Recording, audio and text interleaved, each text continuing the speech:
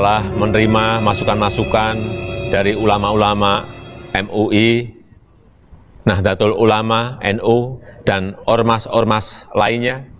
Bersama ini saya sampaikan, saya putuskan lampiran Perpres terkait pembukaan investasi baru dalam industri minuman keras yang mengandung alkohol. Saya nyatakan dicabut.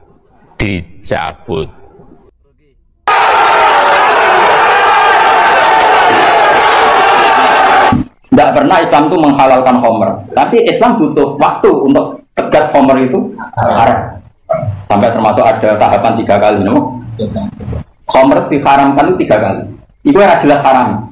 Pertama, tak didono sejarah ya. Jadi pertama itu bahkan disebut wamin samaratin nati wal a'nabi tattakhiduna minhu sakaron warizqan hasan. Apalagi itu istana mati karena dijuta istrinya.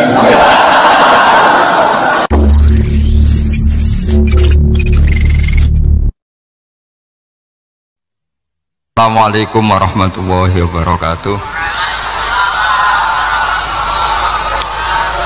Bismillahirrahmanirrahim. Tabarakalladzi nazzalal furqana ala 'abdihi liyakuna lil 'alamin nadhira. Allahumma shalli wa sallim ala sayyidina Maulana Muhammadin wa ala alihi wa sahbihi asma'in, nama ba'du. Yang sangat kula hormati keluarga besar Raden Asnawi sedanten mawon, mulai Gus Hafid bin Ni'am bin Zuhri bin Raden Asnawi sedanten keluarga santri. Niki kudanan nggih niati dudusan nonton mawon. Terus riyen wonten cerita udan niku rahmat. Jadi nak sampean melayu saking udan berarti melayu saking napa? Rahmat. Terus niki terus cara berpikir niku udan niku rahmat. Terus termasuk tobat sing sah niku dawuh Imam Ghazali, kon adus nganggo banyu udan sing ceblok langsung. Mergo nak liwat kenteng kadang kentenge iku hasil sumbangan proposal. Terus mun sing langsung mawon, sing liwat plastik mun mboten mandi niku. Mboten mandi niku sing niku mau sama niku. Terus dulu di antara syarat tobat niku dawuh Imam Ghazali niku adus udan sing perawan, maksudnya sing asli ceblok saking putih langit niku langsung sampeyan nombe. Nak tepak nggih tobat, nak mboten tepak nggih lara niku. Mergi asli. Terus kula matur nuwun sangat jenengan hormat teng Raden Asnawi. Beliau sekarang generasi keempat nggih, wonten sing generasi ketiga.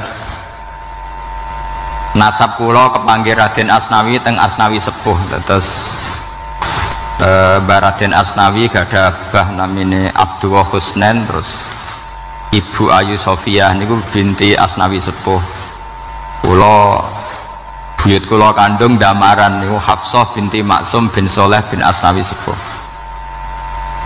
Kenapa saya cerita zuriyah gitu? Terus satu peradaban, ini bahasa Indonesia mohon ya, bahasane gaul. Satu peradaban itu yang bisa bangun itu zuriyah. Zuriyah itu komunitas gen. Meskipun nanti komunitas gen itu bisa disadap atau dibajak oleh orang-orang yang tidak gen, jadi agak ilegal tapi itu sah. Karena sampean bisa misalnya kalah nasab sama saya, misalnya bilang nanti ketemu di Nabi Adam saja Gus gitu. Nanti pasti kita ketemu di siapa? Nabi Adam. Terus kedua, kekalahan nasab itu tidak abadi, karena nanti setelah jenengan ditanya di kuburan bapak kamu siapa, itu disuruh jawab Nabi siapa? Ibrahim. Terus kekalahan nasab sampean nanti berakhir di kuburan, karena nanti dijawab siapa bapak kamu, disuruh jawab siapa? Nabi Ibrahim. Jadi yang punya bapak Karmen apa itu sudah selesai, sudah gak dipakai lagi. Nanti pakai siapa? Nabi siapa? Ibrahim. Nah, kenapa saya cerita bahwa nasab gen itu akan disatukan oleh satu visi ilmiah yang objektif. Gini ku dawe Nabi Yusuf, wattaba'tu millata abai Ibrahim wa Ishaq wa Yaqub. Terus dawe Nabi Yusuf, maka nalana an nusyrika billahi min syai'. Jadi saya ngikuti leluhur saya. Ini dengerin ya, saya ngikuti leluhur saya, yaitu Nabi Yakub bin Ishak bin Ibrahim. Leluhur saya itu siapa? Maka nalana an nusyrika billahi min syai', yaitu keluarga besar yang tidak pernah melakukan kemusyrikan. Ya, keluarga besar kami punya tradisi tidak pernah melakukan kemusyrikan, dan bahkan itu dibahasakan tidak mungkin kita ini melakukan kemusyrikan. Maka nalana itu kira-kira kalau bahasa Indonesia itu kita ini tidak mungkin melakukan kemusyrikan. Nah, kenapa demikian? Itu berangkat dari logika yang permanen, disebut yusabbitu Allahu alladziina amanu bil qouli tsabiti fil hayatid dunya wa fil akhir. Logika permanen itu begini, misalnya kita ini kan hidup dari bapak dari ibu terus sampai Nabi Adam. Kemudian setelah Nabi Adam ini berakhir, kemudian kita mau tidak mau berpikir Nabi Adam itu siapa? Terus diterangkan, ternyata Nabi Adam itu satu makhluk hidup yang mulanya dari tanah, lewat wahyu Allah, lewat titah Allah, kun, kemudian jadi manusia yang bernama Adam. Sebelum Adam ada bumi, ada langit, ada cakrawala, macam-macam. Kemudian itu kita rumuskan lagi, asal usulnya adalah tidak ada, adamiyun makhdun. Akhirnya kita tahu bahwa alam raya ini diwujudkan setelah dari tidak ada. Nah, tentu terus kita berpikir, dari tidak ada menjadi ada itu pasti penyebabnya adalah sesuatu yang ada. Nah, yang ada itu disebut wajibil wujud. Karena wajibil wujud ini wujud sendiri, nggak ada saingannya. Karena Allahu wala syai'amahu, Allah ada dan tidak ada pesaingnya. Maka kita ini berpikir nggak mungkin ada kekuatan manapun yang menyamai Allah, sehingga nggak ada Yesus mungkin menyamai Allah, nggak ada Fir'aun, nggak ada Lata, nggak ada Uzza. Makanya disebut maka nalana an nusyrika billahi min syai'. Kita ini tidak mungkin melakukan kemusyrikan. Sama ndak usah tanya saya, Gus, tapi orang menjadi musyrik itu kan mungkin. Jawabannya itu tetap nggak mungkin. Kemusyrikan itu satu teori yang nggak mungkin. Tapi kalau orang musyrik itu mungkin. Memang akan dilipat. Tapi karena kita kenal Raden Asnawi itu dari sisi ilmiah, kita punya banyak kitab beliau. Mungkin saya termasuk pernah dulu yang membawa kitab beliau banyak ke Korea. Saya itu beli pesolatan tuh bukan 1-2 sampai 2 kerdus 3 kerdus. Itu mulai dulu, mulai saya ngiai sampai sekarang. Tak bawa ke Sragen, ke Solo 3, termasuk tak bawa ke Korea. Jadi mungkin ya ini GR saya ngaji di sini itu barokahnya jualan pesolatan. Tapi bukan jualan yang cari laba, enggak, karena tak gratiskan, tapi itu dagang akhirat lah kira-kira gitu. Jadi kalau saya masuk neraka kita era pantas, bakul pesolatan kok masuk neraka gitu, kayak itu nggak pantas itu. Karena saya termasuk orang ya yang cara berpikir itu optimis. Dulu di sini ada orang alim alama namanya Raden Asnawi. Terus kemudian sejarah agak berpolemik, ada yang mengatakan beliau itu muridnya Syekh Nawawi, ada yang mengatakan tidak. apapun itu yang saya yakini adalah beliau ya saling istifadah lah, saling bermanfaat bagi Syekh Nawawi Banten. Saya punya catatan sejarah banyak tentang Raden Asnawi karena guru-guru kita itu akan ketemu di Syekh Nawawi Banten. Yaitu kita tahu misalnya saya ngaji Mbah Mun ngaji Mbah Zubair misalnya ngaji Syekh Fakih Mas Kumambang, ngaji Mbah Mahfud, terus ngaji Sayyid Abi Bakar Sato, terus ngaji Sayyid Zaini Dahlan. Kalau keluarga sini mungkin misalnya Gus Hafid, Mbah Niam, Mbah Zuhri, terus Raden Asnawi. Raden Asnawi kita tahu nikah dari istri mudanya Syekh Nawawi, yaitu Nyai Hamdana. Saya sering diceritani Mbah Mun, terus Nyai Hamdana punya anak yang namanya Zuhriyah dari Syekh Nawawi. Kemudian setelah dinikahi Raden Asnawi punya anak namanya Zuhri, Minan, Niam, terus sampai ke Gus Hafid itu, Hafid bin Niam. Kenapa saya cerita ini? Karena kealiman itu adalah sesuatu yang dibanggakan Allah. Imam Amudi itu ulama ahli matematika. Jadi ada ulama itu ahli matematika. Dia nggak pernah ngajarkan pesolatan, zakat, sholat, tapi dia ngajar matematika. Kemudian dari matematika itu beliau menjadi ahli tauhid. Sehingga nanti Munkar Nakir itu nggak akan tanya dia marabbuka wa manabuka, karena dia punya rencana. Yang ngajar tauhid itu saya, kata. Jadi kalau dia malaikat akan marabbuka, pangeran kamu itu siapa? Malaikat malah dilawan, kamu pernah ngajar tauhid. Saya ini guru tauhid. Singkat cerita, saking keramatnya Imam Amudi, kata Allah, ya Amudi, presentasikan ilmu tauhid yang lewat jalur matematika ke semua malaikat saya. Semua malaikat saya tahu cara berpikir matematis. Karena malaikat itu imannya itu iman mauhibah, karena dia malaikat ya iman karena tahu neraka, tahu surga, terus dia iman. Kalau kita enggak, kita iman tuh pakai logika, jadi lebih keren. Loh betul, malaikat itu ketika bangga, ya Allah, apa ada orang yang imannya di atas kita? Jawabnya Allah ada. Siapa? Ya orang-orang kudus, gitu. Kira-kira gitu. Kenapa? Ya betul, karena kamu iman saya itu wajar, kamu tahu saya, tapi mereka nggak tahu saya tapi iman. Kenapa bisa iman ya Allah? Karena mereka punya logika, punya akal. Akhirnya Imam Amudi disuruh sama Allah, presentasikan logika tauhid kamu lewat jalur matematika. Malaikat disuruh dengerin semua, isma'u ya malaikati, ini mimpinya wali. Terus Imam Amudi mulai mengajarkan nisbatul isnaini ilal wahid wa nisbatus salasa wal arba'ah ila ma la nihayatalah, niku binisbatin wahidah, yaitu far'un minal asli wa huwa al wahid. Mbok angka sebanyak apapun 2, 3, 4 sampai 1 miliar, itu nisbatnya ke angka 1 adalah nisbatul far'i ilal asli, semuanya berasal dari 1.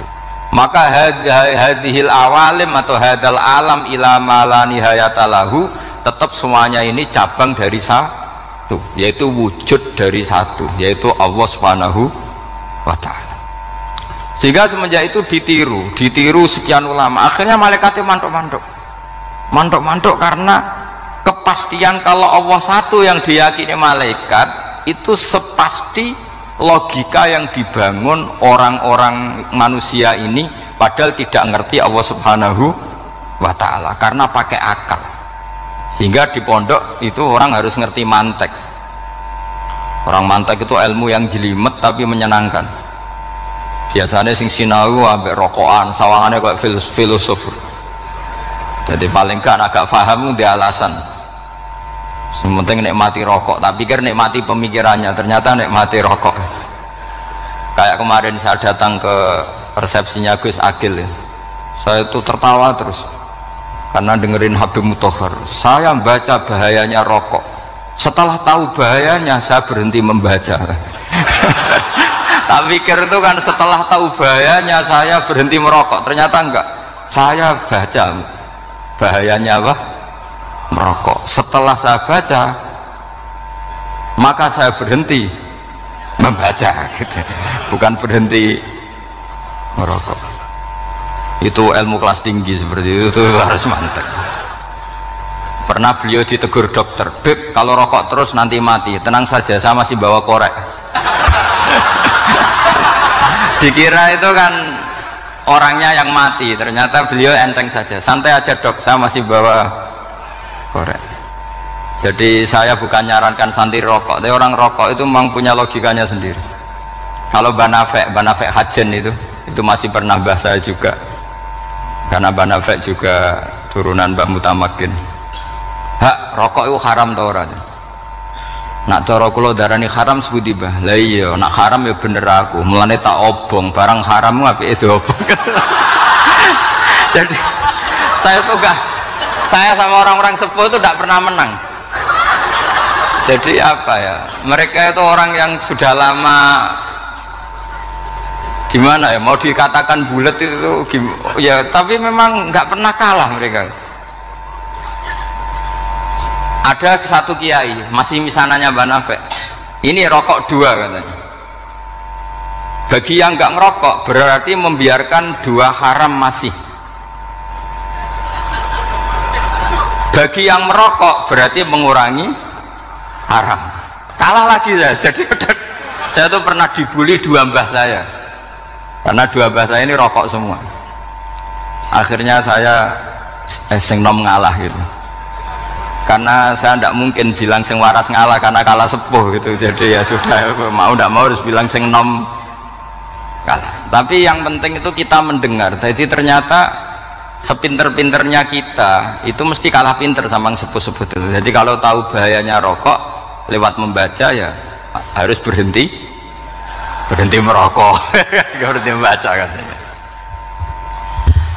Nah, malaikat ini cerita lagi malaikat.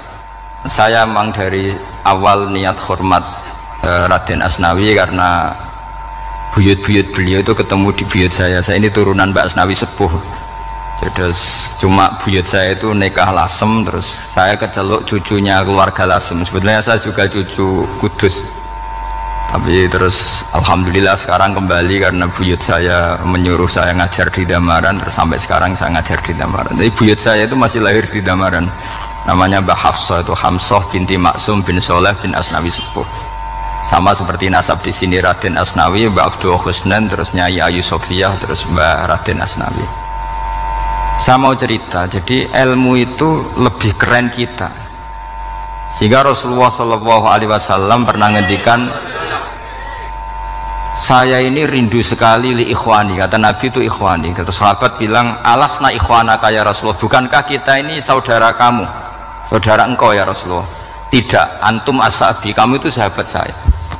"Siapa teman-teman kamu itu ya Rasulullah?" "Yaitu kaumun yang tidak melihat saya kemudian iman kepada saya."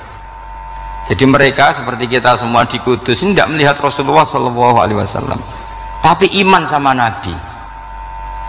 Dan ketika malaikat yubahi bikum malaika, Allah bangga dengan malaikatnya, membanggakan kita, sampai malaikat tuh sentimen, "Kok bisa ya Allah?" Ya karena tadi kamu iman sama saya wajar, karena kamu melihat surga, melihat neraka, melihat aras.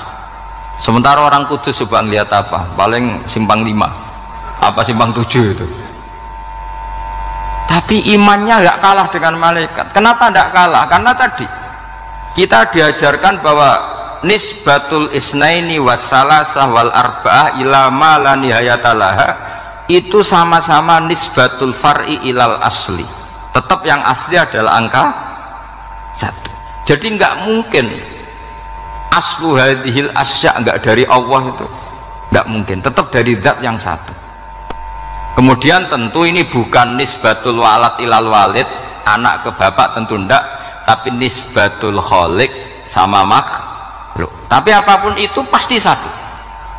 Sehingga Imam Amudi akhirnya masuk surga lewat jalur itu, tidak usah lewat pertanyaan man rabbuka wa man nuka. Kelasnya disuruh ngajar malaikat.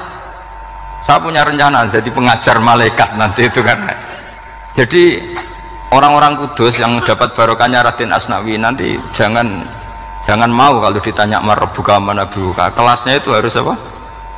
Jadi gurunya malaikat. Karena bapak kita Nabi Adam tuh keren.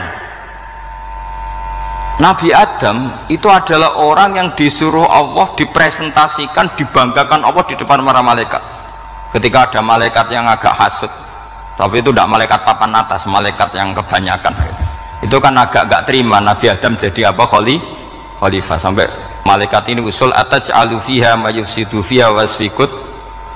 Makanya kalau saya protes sama malaikat itu malaikat yang ini, bukan Jibril sama Israel. Kalau protes Israel bahaya, bisa dihabisin. Saya pernah ditanya seorang kiai, Gus jenengan gojlok malaikat kok berani? Ya karena malaikat yang jenis ini pernah gojlok Nabi siapa? Adam. Nggak percaya kalau Nabi Adam itu layak mimpin, sampai protes ataj'alu fiha mayufsidu fiha wasfikut dima. Tapi apa yang terjadi? Allah mengajarkan satu ilmu di Nabi Adam, kemudian disuruh meresentasikan. Qala ya Adamu ambihum bi asma'ihim. Adam, coba kamu presentasikan ilmu kamu. Setelah Nabi Adam fasih mempresentasikan ilmu, kata Allah, kamu bisa enggak sepinter Nabi Adam? Enggak bisa ya Allah. Makanya sudah saya bilang, ini alamu malah talam. Saya lebih tahu siapa yang layak mimpin. Jadi layak mimpin itu pertama harus kuwatul ilm, ilmunya itu harus kuat. Nanti saya akan cerita hubungannya Raden Asnawi dengan Syekh Nawawi. Apa itu hubungan teman, apa murid guru, itu memang masih jadi polemik sampai sekarang. Kalau saya ya keyakinan saling istifadah. Ini bahasa netral, tidak murid guru tapi saling apa? Istifadah. Kata Syekh Nawawi dalam tafsir Munir itu, ilmu itu nomor satu. Sehingga beliau setiap ada ayat fa inna hizballahi humul ghalibun, beliau pasti menafsiri bil hujjah wal barohin la bisaulah. Saya masih ingat betul takbirnya, memang saya hafalkan, tapi bukan untuk modal pidato, buatan modal sebagai wong alim. Kalau pidato gampang, pidato itu semua orang bisa. Kalau jadi orang alim itu tidak gampang, lebih susah lagi wong alim berpidato. Itu kalau nggak pernah mbah saya tidak mau karena memang saya terkenal nggak suka pidato. Satu memang nggak bisa, nomor dua tidak ingin, nomor tiga ya rugi, karena pidato itu nasib-nasiban itu. Kalau nasib baik kamu tidak paham itu, wah Gus Ba ilmunya tinggi sehingga kita tidak paham, itu kalau nasib baik. Kalau nasibnya tidak baik, nak ngendikan bulat sama itu tepak-tepakan. Dan Syekh Nawawi itu benar, Raden Asnawi juga benar, semua guru-guru kita benar. Karena agama ini sebetulnya bukan masalah negara, tapi masalah logika yang sehat. Uni Soviet itu pernah mengkooptasi Uzbek, Ceknya, Tajikistan. Itu 100 tahun. Orang dipaksa ateis. Tapi orang-orang Uzbek, saya sering ketemu ulama Uzbek, kadang ketemu di Korea, kadang di Malaysia. Orang-orang Uzbek itu punya basement di bawah tanah. Kemudian di bawah tanah ini mereka ngajarkan tauhid. Ngajarkannya ya gampang. Misalnya ini sesuatu yang ada, iya ini. Ini ada penciptanya enggak? Ya ada. Siapa? Tukang katanya. Yang penting itu enggak ada logika bahwa sesuatu yang ada disebabkan oleh ketiadaan. Lah orang komunis, orang ateis itu orang yang mengatakan alam ini didahului oleh nihilisme, oleh adamiyah. Masuk akal enggak sesuatu yang ada, penciptanya sesuatu yang tidak ada. Sehingga orang anak-anak Uni Soviet itu enggak pernah kepikiran membenarkan ateis, itu enggak pernah. Bareng Uni Soviet ada itu Glasnost Perestroika itu kemudian hancur, semuanya langsung menjadi negara Islam, termasuk Uzbek, Tajikistan, karena diajari ilmu, bahwa ilmu itu yang enggak pernah kalah oleh negara. Sehingga saking pedenya Rasulullah SAW ketika Sulhul Hudaybiyah, ini agak jelimet tapi gampang dicerna. Sulhul Hudaybiyah itu satu perjanjian yang semuanya merugikan Rasulullah, yaitu kalau orang kafir masuk Islam disuruh mengembalikan ke kafir, karena kafir itu bagi mereka habitat, Islam itu hal yang baru. Tapi kalau orang Islam menjadi kafir nggak boleh kembali Islam, berarti kembali ke habitat. Semua perjanjian itu merugikan, sampai masyhur Sayyidina Umar protes ke Rasulullah, jenengan masih nabi gitu. Itu kan ekstrim tanya, jenengan sampai sekarang masih nabi? Ya, saya masih nabi. Kenapa tanya demikian? Karena semua perjanjian merugikan Islam, menguntungkan orang apakah? Kafir. Semua sahabat sebetulnya persis Sayyidina Umar protes, kecuali Abu Bakar. Lama-lama akhirnya di antara perjanjian itu berbunyi begini, tapi saya minta satu hal, orang boleh mendiskusikan Islam tanpa tekanan. Itu saja permintaan Nabi. Orang boleh mendiskusikan Islam secara bebas, tidak tertekan. Karena orang-orang kafir melihat itu hal yang biasa, ya nggak masalah Muhammad. Akhirnya orang diskusi,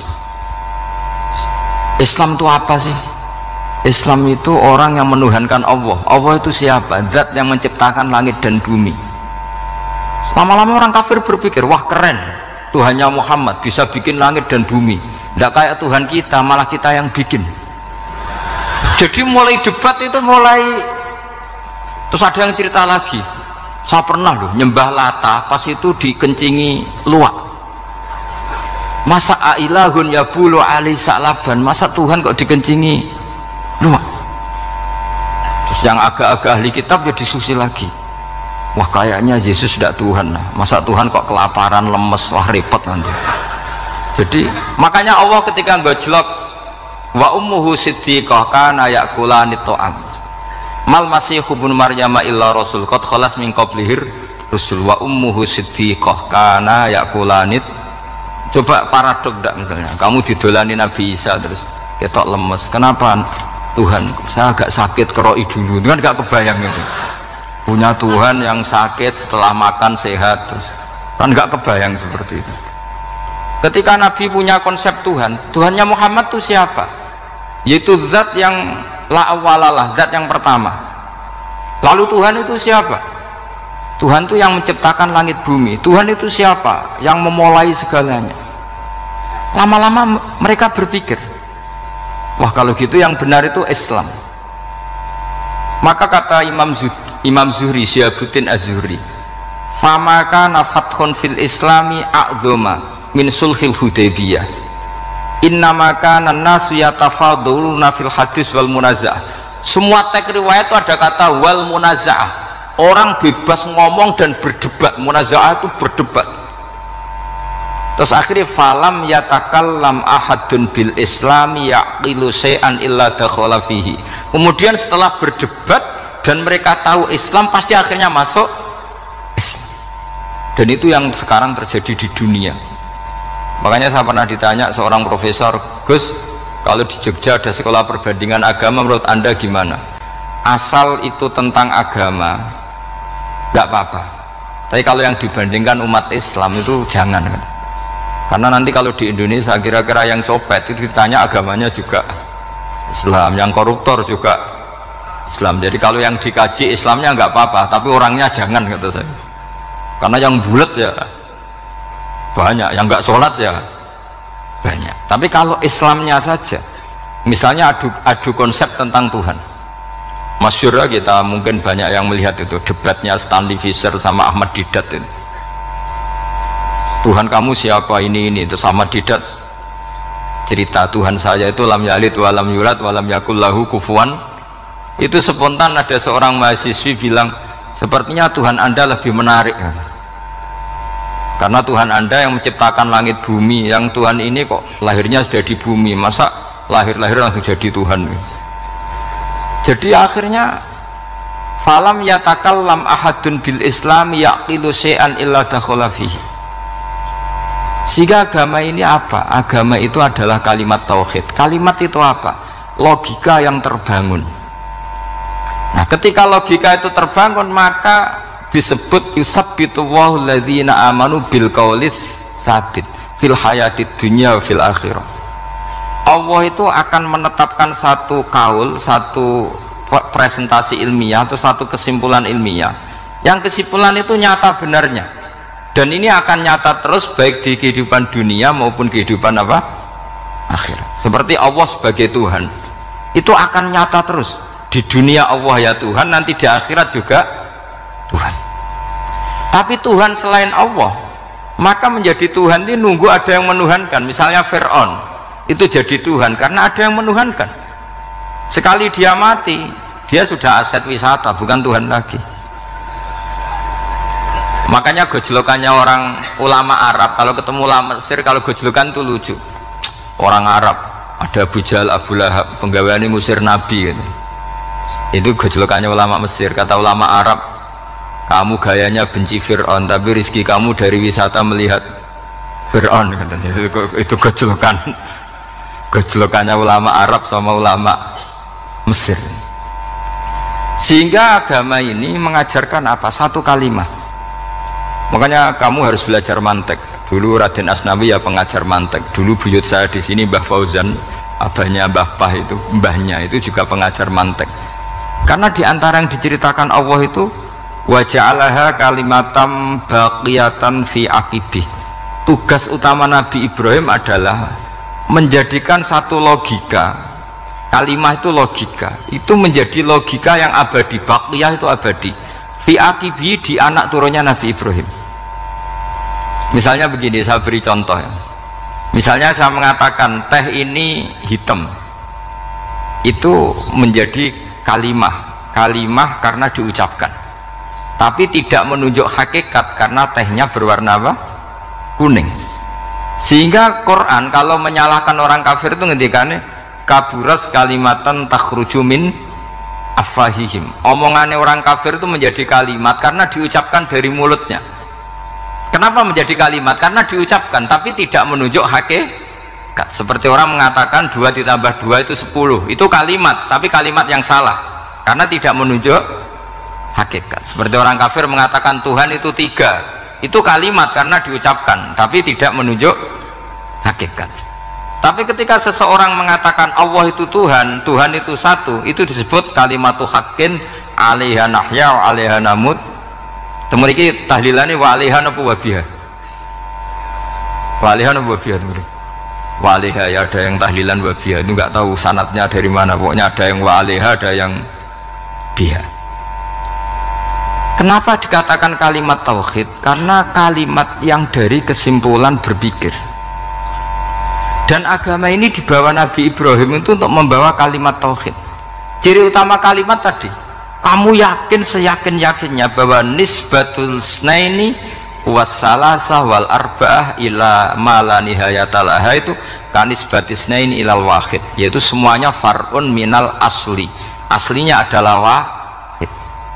Sehingga di kitab, saya pernah ngaji Mbah Mun, namanya kitab Al-Husunul Hamidiyah, itu dikarang oleh ulama-ulama sekarang, itu diajarkan di MGS. Ini mbah-mbahnya Gus Akil, pendirinya madrasah MGS. Itu ada gambarnya di situ. Di situ ada gambar piramida, ada gambar hewan, ada gambar pohon. Kata yang ngarang, gambar sedetail ini, sejelimet ini dimulai dari nuktah wahidah, tetap dimulai dari satu titik. Dan ini disebut nuktatil wujud. Jadi orang kudus sebanyak ini tetap dimulai dari satu orang, yaitu Adam. Adam dimulai dari ketiadaan. Lalu siapa al-mujid? Pewujudnya siapa? Hanya Allah Subhanahu wa ta'ala. Sehingga ulama-ulama termasuk Syekh Nawawi itu paling suka ngendikan semua makna Quran dikumpulkan di Fatihah, Fatihah dikumpulkan di Bismillah, Bismillah dikumpulkan di ba, karena di ba itu ada titik nukdotil wujud, yaitu disingkat bi kana makana wa bi yakunu ma yakun. Karena saya, kata Allah, semuanya akan ada, dan karena saya yang enggak ada, semuanya suatu saat ada, disebut nuktatil wujud. Nah, kita meyakini kalau Allah satu itu seyakin-yakinnya, karena nggak mungkin angka nggak dimulai dari angka satu. Begitu juga gambar seapapun julumete, misalnya sampean gambar zaman saya kecil, gambar paling favorit itu apa? Kambing bertarung. Itu gambarnya kan susah, daripada gambar kambing bertarung susah terus dibikin kotak saja, tembok. Kalau tanya gurunya, gambarnya mana? Di belakang tembok, Bu Ina. Itu dulu saya diwarai anak-anak nakal ya. Jadi semua satu gambar itu disuruh gambar harimau, yang satu disuruh gambar kambing bentrok, yang satu disuruh gambar matahari, semuanya kotak semua. Ini itu Bu, gambarnya di belakang apa? tembok, maka nggak kelihatan kata dia. Jadi gurunya kalah cerdas. Dan guru itu sebenarnya nggak pernah menang, karena murid itu lebih pinter. Itu teman saya dulu kalau ngaji itu, kalau tes itu ngerpek baca, gurunya marah, kamu tes kok baca? Enggak ngerpek bu, ini belajar di kelas. Katanya belajar kapan saja, di mana jajar. Ajo ini. Jadi apa ya, orang itu kadang yang salah itu lebih masuk akal kadang-kadang ini. Saya teruskan ya supaya ini dapat barokahnya Raden Asnawi. Saya mohon sekali ya, kalimat hakin itu harus kamu jaga. Caranya jaga ya tadi, kalau kamu udah bisa ilmu mantek, misalnya al-alam mutaghayyir wa kullu mutaghayyir hadis la budda min muhdits, itu kan jelimetan. Pakai saja teori umum bahwa gambar apapun jelimetnya itu dimulai dari satu titik, karena nggak dimulai dari satu titik, nggak bisa. Maka alam apapun jumlahnya nggak terhingga, tetap dimulai dari al-wahidul qahar, yaitu satu titik, yaitu dalam konteks tauhid tentu itu Allah Subhanahu wa ta'ala. Sehingga Nabi Ibrahim itu orang paling sukses bikin waja'alaha kalimatam baqiyatan fi aqibi. Terus Nabi Muhammad begitu, sahabat begitu, sampai kita sekarang diajari ilmu mantek. Ilmu mantek itu logika yang nggak terbantahkan, karena mau tidak mau. Kata Imam Syafi'i, fa innal uqula muttarratun ila qabulil haq, karena akal akan dipaksa menerima kebenaran. Dan itu yang terjadi di Uni Soviet, dikooptasi 100 tahun untuk berfaham ateis, dilawan oleh ilmu tetap menanamkan ilmu tauhid, ilmu mantek. Ketika Uni Soviet secara politik runtuh, semuanya menjadi muslim, termasuk negara-negara yang dulu dikooptasi. Maka kamu tidak usah kecil hati di Indonesia, apapun rusaknya negara ini, asal kita cara bertauhid benar, insya Allah tetap meninggal husnul khotimah, karena sudah janjinya Allah, yusabbitu walladzina amanu bil qaulits tsabit. Sing jelas itu nomor satu tuh al qaulits tsabit. Memang itu logika yang masuk akal. Jadi jangan kira semua orang ditanya marrob, bukan, ndak. Banyak ulama yang nggak ditanya. Masyhur itu dalam cerita keramat-keramat, ada guru tauhid ngajarin tauhid, setelah ditanya mungkar nakir, Imam Malik datang, kamu nanya ini man rabbuka man nabiyuka, kamu tahu ini guru Umul Barohin yang tukang ngaji tauhid. Guru tauhid kok ditanya apa? Tauhid. Malaikatnya nggak jadi tanya. Dan saya percaya cerita-cerita seperti itu karena secara umum itu ala inna auliya Allahi la khaufun alaihim walahum yahzanun lahumul busyra fil hayatid dunya wa fil akhirah. Artinya kalau wali itu kok ditanya mungkar nakir berarti ngalami ketakutan, karena di situ kan digambarkan mungkar nakir itu sewangar bawa godam. Terus kalau yang tanya nggak bisa dipukul sampai ajur sak walam-walam, pokoknya ceritanya kan seru seperti itu. Lalu itu kalau betul begitu, terus ayat la khaufun alaihim walahum yahzanun kayak apa? Makanya dalam kitab Nasoihul Ibad itu ada cerita ini. Sampean boleh nggak sependapat dengan saya, tapi semoga nasib sampean nanti digebuki malaikat. Karena orang itu akan mengalami seperti yang dirasakan. Ana indadzoni abdibi, saya ndak bayangkan akan mengalami itu. Makanya saya ini ngajar tauhid terus, paling tidak kalau ditanya marrobuka manabuka, sampean tahu profesi saya ini pengajar tauhid, dan biji saya 9. Dulu saya di MGS, kalau ada teman bijinya tauhid kok 4, segala ahli swarga, tauhidnya jeblok. Jadi kalau bijinya 4 segala ahli swarga, tauhidnya apa? Jeblok. Tapi yang bijinya 9, ahli swarga, tauhidnya itu, saya dulu bijinya 9. Terus 9 terus sampai tamat, karena nggak ada biji 10. Karena kalau 10 itu kan terlalu sempurna, nggak baik lah manusia kok sempurna gitu, jadi sudah 9 aja kan gitu. Tapi sebetulnya pantasnya ya dapat 10. Mergo saake, mergo tenan nggak tahu saya. Di Nasoihul Ibad itu ada cerita gini, dan saya percaya itu di sarahnya itu, juga di sarah apa itu yang di sarah Syekh Nawawi itu. Pokoknya saya kalau ingat Raden Asnawi pasti ingat Syekh Nawawi. Saya tidak memastikan apa murid guru apa saling istifadah, yang jelas itu teman dekat, teman fil ilm. Sayyidina Ali itu pernah minta kasaf sama Allah. Saya percaya tidak semua orang alami marbuka ditanya itu. Ya Allah, saya minta kasaf. Kasaf itu ngerti alam gaib, ingin tahu Umar. Jadi diam-diam Sayyidina Ali itu ya mangkal sama Sayyidina, wong kok kerase ngono, angger wong kok tahu disentak, jajal wani nyentak malaikat tora, itu kata Sayyidina. Jadi dia minta kasaf karena kenangannya dia melihat Umar itu semua orang pernah disentak sama Sayyidina Umar itu. Maka Sayyidina Ali minta kasaf, ya Allah saya ingin melihat Umar menghadapi mungkar nakir, masih garangkah apa enggak, itu dah, itu tidak minta kasaf.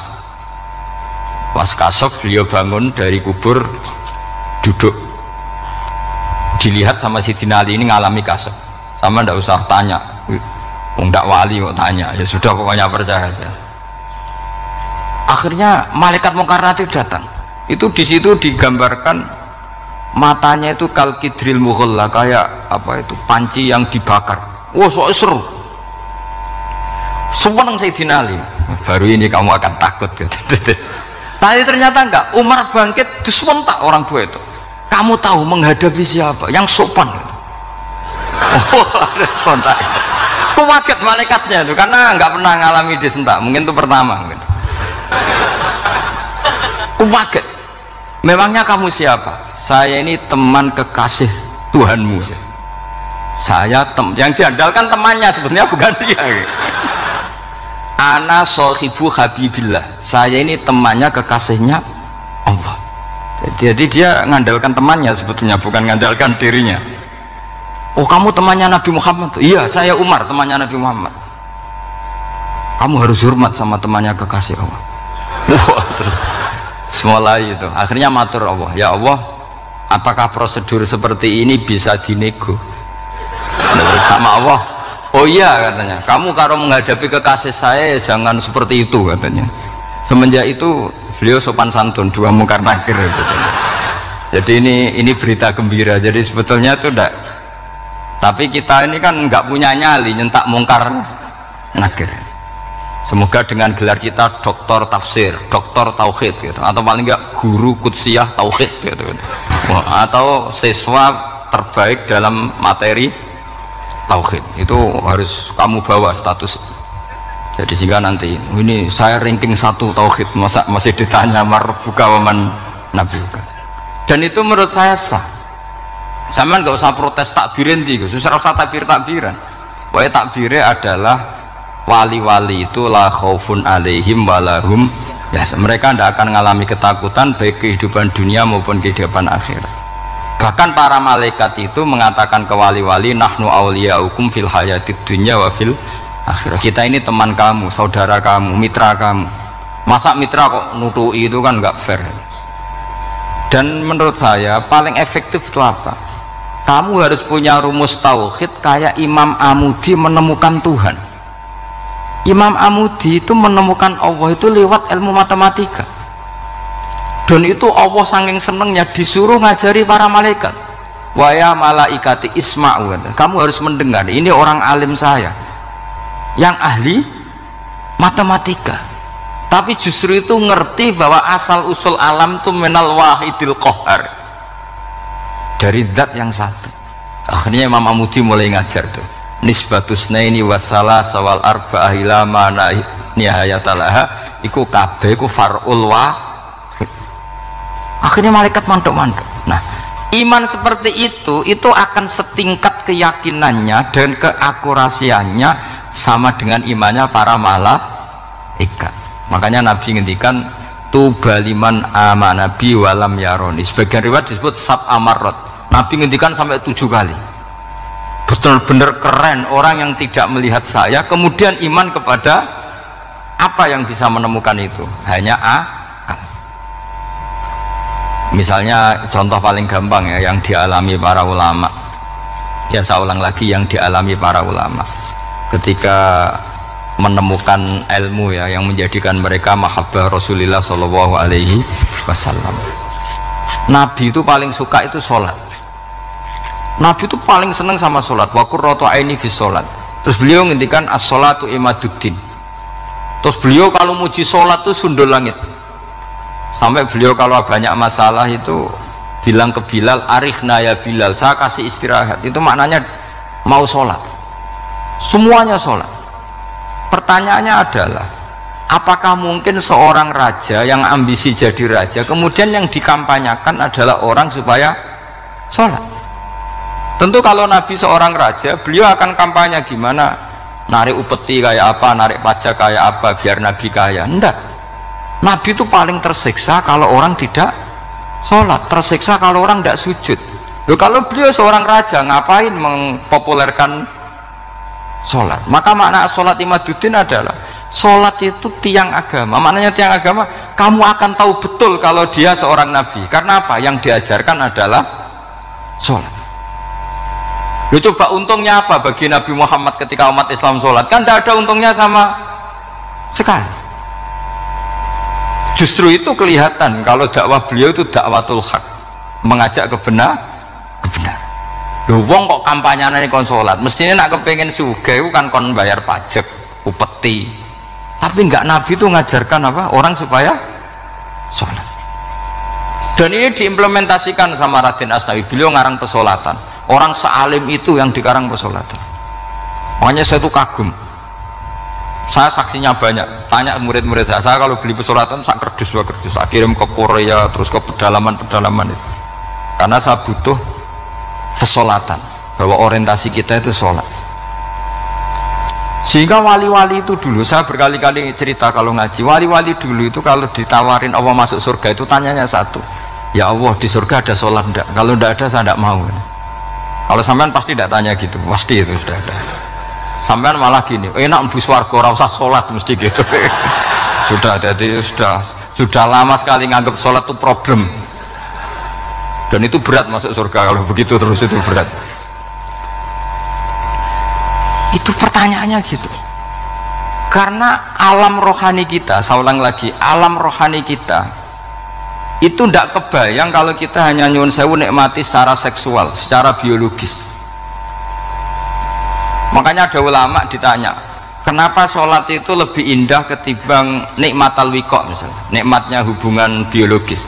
Jawabnya ulama itu gini, lucu, jawabannya sederhana. Nikmatnya kamu punya anak itu apa? Jawabnya ulama itu lucu. Kalau sakit dia sembuh, kalau hilang dia datang. Saya ulang lagi ya, kalau sakit dia sembuh, kalau hilang dia datang. Sekarang orang tua yang punya anak sakit koma di UGD atau di emergency, itu senangnya tuh mengalahkan kesenangan apa saja. Kira-kira orang yang berhubungan intim atau yang hubungan biologis dengan orang yang sedang anaknya sembuh dari koma, senangnya senang mana? Senang yang melihat anaknya sembuh dari koma. Senikmat apapun hubungan biologis, senang anaknya yang hilang ketemu.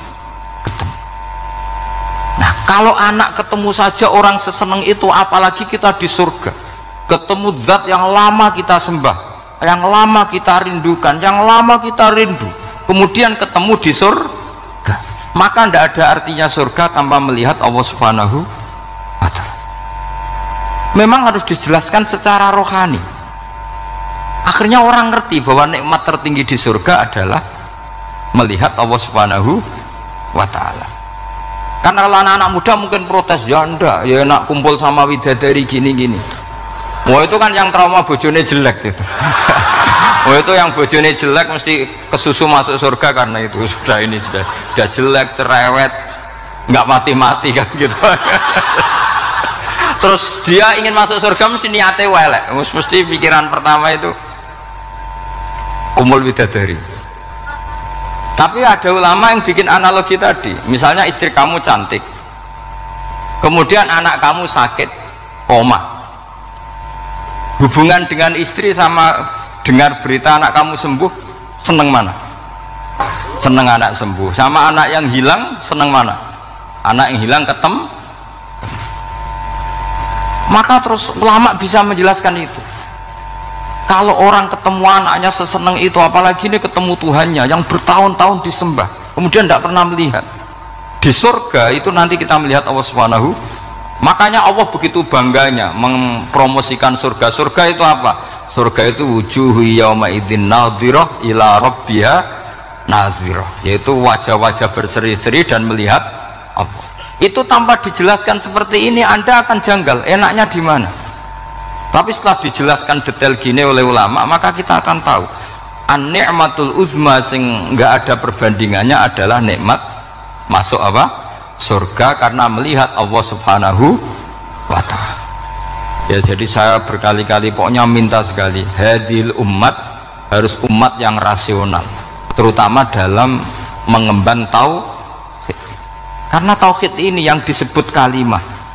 Sampai Allah mengistilahkan kepada Nabi Ibrahim itu waja'alaha kalimatam baqiyatan fi aqibih.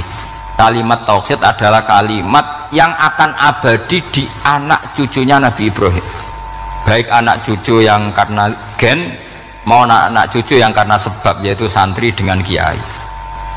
Dan itu caranya gimana? Umat Islam jangan berhenti belajar mantek.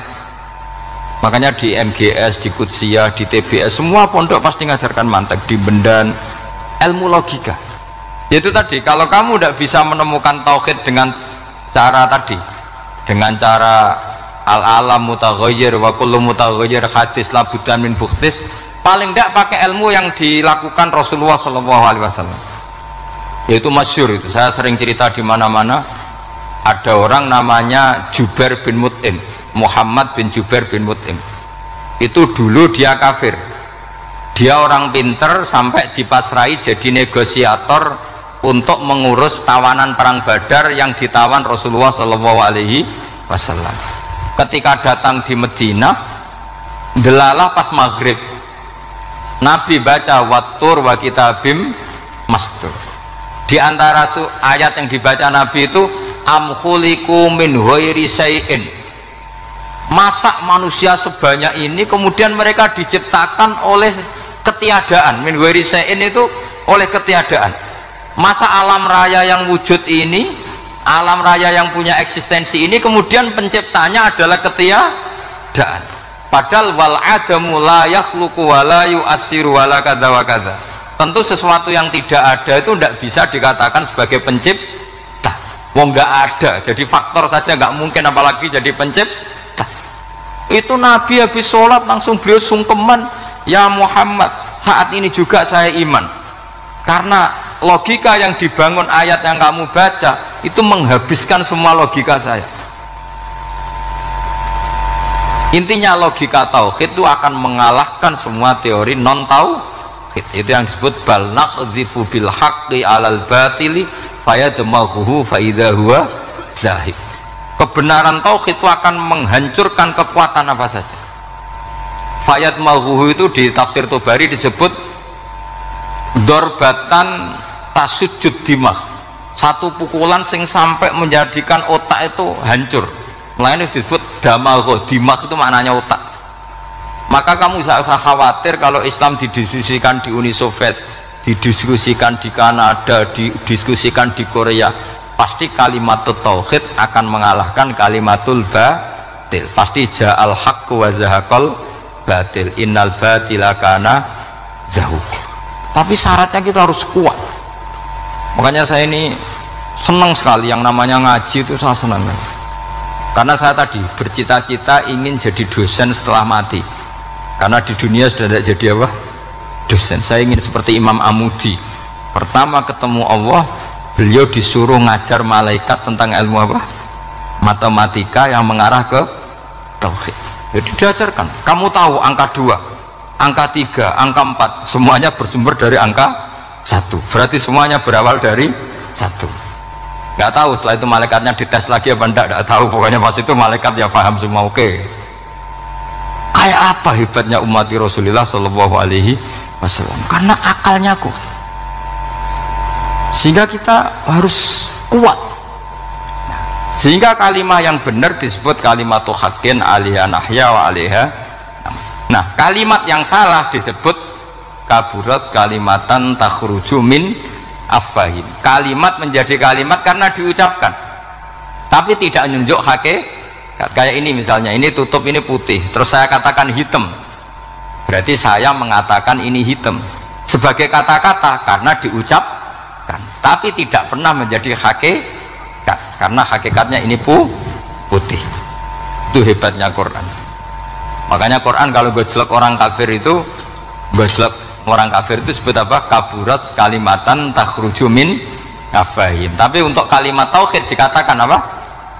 Yusabbitu walladzina amanu bil qauli tsabit fil hayatid dunya wa fil akhirah. Sebagian disebutkan wa ja'alaha kalimatam baqiyah. Kenapa kalimat tauhid itu kalimat yang abadi? Karena Allah sebagai Tuhan di dunia juga sebagai Tuhan di akhirat, dan selalu Tuhan pada masa yang tidak terbatas. Itu disebut wa ja'alaha kalimatam baqiyah. Kemudian umatnya Nabi mengganti kalimat yang gampang. Allah punya sifat baqo, punya sifat akhir. Maksudnya akhir itu la akhiralah. Terus semuanya yang paham ya alhamdulillah, yang nggak paham dikon ngapal wujud kidam baqo mukhalafatul hawadisi qiyamuhu binafsi wahdaniyat qudrat irada. Wes paham lah kok sing rada alim terus roh bedane iki sifat ma'ani iki maknawiyah, cara Mu'tazilah ngene, cara ahli sunnah ngene. Wah itu sudah kejlimetan bocah. Sementing pokoke wujud kidam.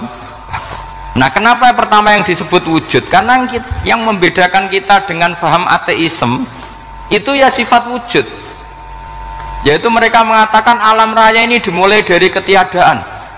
Wah itu akal mana saja itu nggak bisa nerima, masa ketiadaan menciptakan sesuatu yang ada. Maka kata Ibnu Hajar al-Asqalani ketika mentafsirkan mensarai hadis salasun mangkunna fihi wajata halawatal iman. Tiga hal ini kalau kamu faham maka menemukan manisnya iman. Manis itu enak. Terus kata Ibnu Hajar al-Asqalani, saya masih ingat betul dalam sarahnya Fathul Bari, wa yusamma inda ahlil aql, misalnya al-iltizat al-aqli. Agama ini mengajarkan kenyamanan cara berpikir. Coba kalau sampean seorang doktor atau seorang profesor atau seorang pinter, kemudian kamu dipaksa mengimani bahwa alam ini diciptakan oleh ketiadaan, itu bisa tidur gak? Oh tidak bisa tidur. Sampean misalnya orang pinter dididik di kampus atau dididik di pondok, alam ini yang wujud, yang menciptakan itu sesuatu yang tidak wujud, kamu bisa tidur gak kira-kira? Ini guru apa? Ini sarap ini. Mosok hadil maujudat khalaqahal adam, sesuatu yang wujud diciptakan ketiadaan. Tapi agama ini membawa sesuatu yang menyenangkan untuk akal, yaitu hadhil maujudat khalaqaha wajibul wujud. Maujudat yang wujud ini diciptakan super maujud, yaitu oleh bahasa pondok disebut wajibul wujud. Kan terus seneng, wajar dong kalau sesuatu yang ada diciptakan oleh yang ada. Lah tentu ada pencipta, terus ada super, disebut wajibul wujud. Kan terus enak. Nah, itu kata Ibnu Hajar al-Asqalani disebut wajada halawatal iman. Lalu biasanya orang-orang yang nggak percaya syafaat itu pertanyaannya adalah, kan manusia itu wa alaysa lil insani illa ma sa'a, manusia itu hanya bisa membawa bekal apa yang pernah dilakukan. Itu dijawab oleh ulama-ulama kita ahli sunnah wal jamaah. Entah perlu ditambah anak dia apa enggak tahu saya.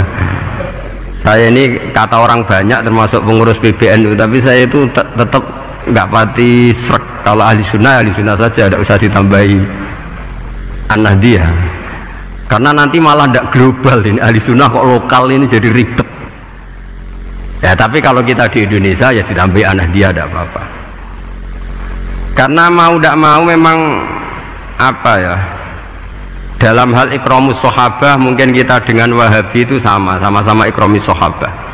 Tapi dalam hal percaya wasilah kita ini ada miripnya dengan Syiah, karena Syiah percaya wasilah, NU percaya wasilah. Tapi dalam bab ikramu kulli sahabah beda kita dengan Syiah. Fa innas Syiin itu ada sahabat yang dihormati, ada yang enggak.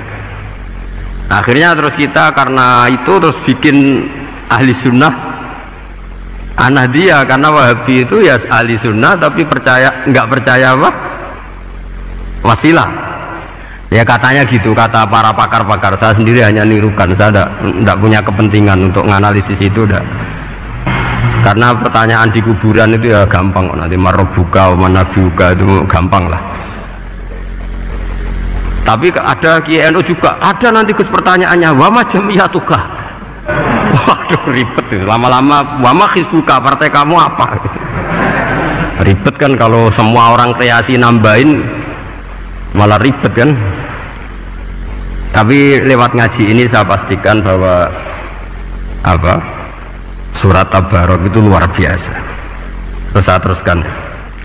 Wa qad rawat Tabrani wal Hafidz Adi al-Muqaddasi min tariqi Salam bin Sadruse qala Rasulullah sallallahu alaihi wasallam suratun fil Qur'ani khosomat an sahibiha hatta adkhalathul jannah.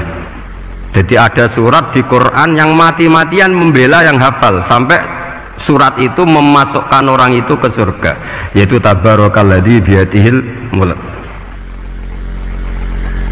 Ini yang An Ibni Abbas yang qala doroba badu ashabin Nabi sallallahu alaihi wasallam khiba'ahu ala qabrin wa wala yahsibu annahu qabrun fa idzan qabru insanin yaqra'u surat al-mulki hatta khutamaha fa atan nabiyya sallallahu alaihi wasallam faqala hiyal mani'ah hiyal munjiyah tunjihi min adzabil qabri. Jadi ada sahabatnya Nabi, karena kemalaman dia bikin tenda di kuburan, dia agak ngira kali itu kuburan. Ternyata di situ ada orang Sohibul Qabri ini baca surat Tabarok, kemudian peristiwa itu dilaporkan ke Rasulullah. Jawabnya Nabi apa? Memang surat Tabarok itu al-mani'ah, yang bisa menghalau atau menolak azab. Hiyal munjiyah, memang surat Tabarok itu menyelamatkan tunjihi min adzabil qabri, akan menyelamatkan orang itu dari siksa kubur. Wa qala Tabrani haddatsana Muhammad bin Hasan, terus qala Rasulullah sallallahu alaihi wasallam lawadittu annaha fi qalbi kulli insani min ummati. Karena keramatnya surat Tabarok seperti itu, kata Nabi lawadittu pakai lam taukid, yakti seneng ingsun annaha di surah yaitu Tabarok fi qalbi kulli insani min ummati. Karena keramatnya surat Tabarok seperti itu, saya suka kalau semua umat saya itu hafal itu. Nah, alhamdulillah barokahnya didikan para kiai, para guru, hampir semua kita ini hafal surat Tabarok. Daripada yang kampanye harus hafal Quran semua, ya sudah lah, ini al-maisur la skutubil maksur atau ma la yudroku kulluh la yudroku kulluh. Jadi saya itu punya santri orang Sulawesi, itu dulu guru gitar, santri di Jogja. Dia dulu sekolah kesenian di Jogja terus jadi guru gitar. Saya ini kan kiai fikih, saya madzhabnya sama dengan Pak Najib, termasuk ngaramkan gitar. Saya ini mau tak haramkan kok ragilem ngaji malah ribet, tak halal ngomong gitar kok tak halal, semenengah saya niru Mbah Mun, sekarang jawabannya semeneng gak. Ya tak kok kadang, Gus main gitar hukumnya piye? Kurang pegawaian tak jawab. Halal tak haram Gus? Kurang pegawaian sejelas. Halal haram tak kok ribet. Tapi yang unik dari itu apa? Tiap tahun Beb itu datang ke saya setor surat Tabarok. Kadang ya setor 5 ayat, 20 ayat, sampai khatam. Naik pesawat dari Sulawesi. Gara-gara ngaji saya sudahlah Gus, sementing aman. Jadi aku ning donya wis main gitar saenakku, nak gak hafal Tabarok bahaya gitu. Dia ngapalkan, apal betul. Sekarang kemarin setornya khatam. Ya hanya untuk ngelawan malaikat saja, itu untuk ngelawan malaikat itu. Saya kok tertarik itu. Lah yang repot saya, Beb, saya kiainya ngajarkan itu tapi lupa ngajarkan haramnya yang gitu-gitu. Wah ya ribet ya, sudah lah, nanti biar diurusi Allah Subhanahu wa ta'ala. Sudah itu sudah. Karena jadi kiai itu repot. Saya pernah Beb, tanggal 1 Syawal itu punya teman zaman di Sarang. Wong wis wireng kriting soer wis kireng kriting. Jarang ke saya tanggal 1 Syawal kecuali pas itu. Ternyata datang tuh karena teman saya, semakan senior saya, mau teko mau ngijazahi saya. Gus, kowe nak dadi kiai sing hati-hati. Ojo geman dalil sing kowe ora iso nglakoni. Ono apa? Dia itu datang ke saya berarti tanggal 2 sore. Dia itu pas Idul Fitri itu pidato, man soma Ramadan wa atba'ahu sitan min Syawal faka'annama somat dahrokullah. Itu orang lugu-lugu poso. Barang tanggal loro-loro pas wandekne rokokan. Wong lugu-lugu, wah rugi bah aku poso jebule jenengan ra kena dinut. Jadi semuanya yang poso 6 hari itu ngikuti kiai itu. Ternyata pas disowani pas rokokan, rugi bah aku anut jenengan tak nut poso jebule jenengan gak poso. Aku yang meneng ngene, lha opo ke dalil ngono barang lha opo ora iso nglakoni. Makanya ini hati-hati para kiai, nek dalil sing ora iso nglakoni ra usah. Nak khutbah id ra usah cerita poso 6 hari, kok malah diciri orang. Ya cerita wae wong nak berposo dosane di sepuro insyaallah, pokoke yang gampang-gampang saja. Nak dolan ning gone wong awan-awan dosa ganggu. Nak dolan sombong gak gelem silaturahim. Wae ngomong yang umum-umum saja. Jangan dalil poso 6 apa? Hari. Itu sekali ada yang nganut ternyata kamu ndak bisa, wah itu repot. Ya jadi saya berharap sekali